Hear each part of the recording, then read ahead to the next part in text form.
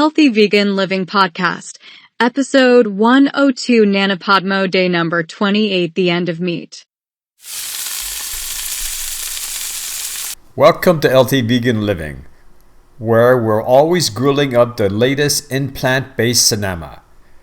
I'm Gary, your creator and chief veggie enthusiast, with our co-host and resident plant whisperer, Samantha. Thanks, Gary. It's day number 28 of NaNoPodMo, and today we're sinking our teeth into The End of Meat, a documentary that's more mind-bending than realizing tofu can taste like chicken.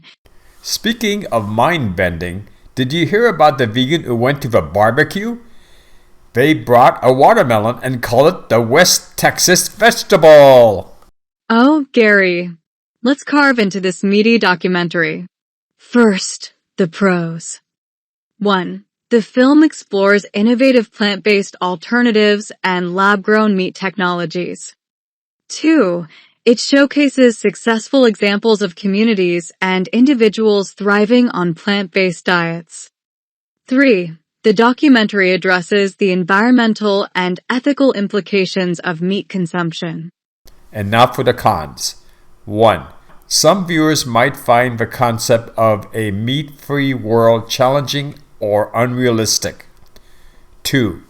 The film could have been seen as preaching to the choir by some audiences. 3. It might not fully address the economic implication of a global shift away from meat production.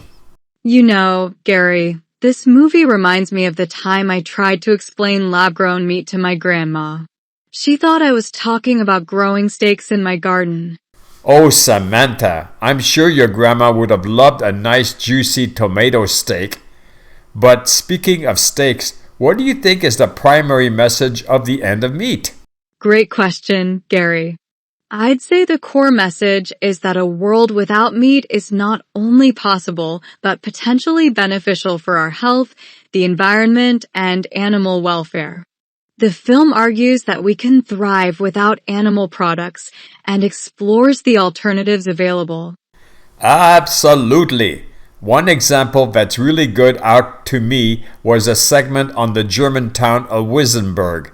They showed how an entire community embraced plant-based living, proving it's possible on a larger scale. That's a great point, Gary.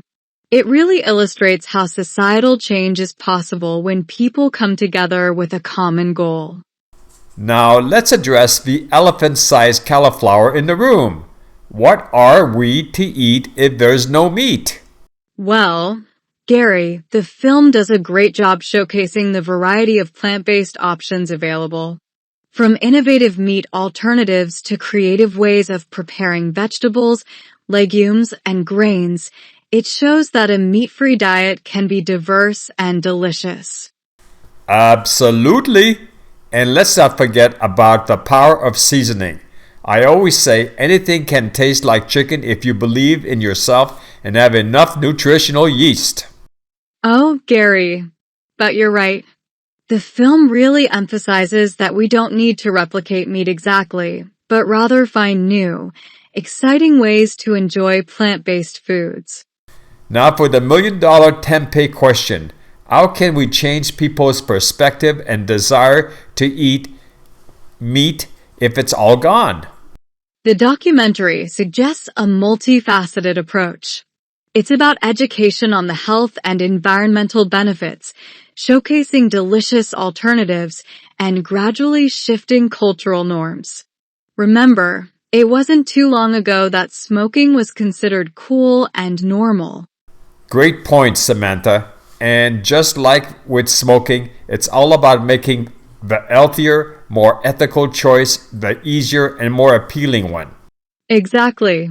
And remember, folks, going vegan doesn't mean you'll turn into a rabbit. Unless you're into cosplay, then by all means, hop to it.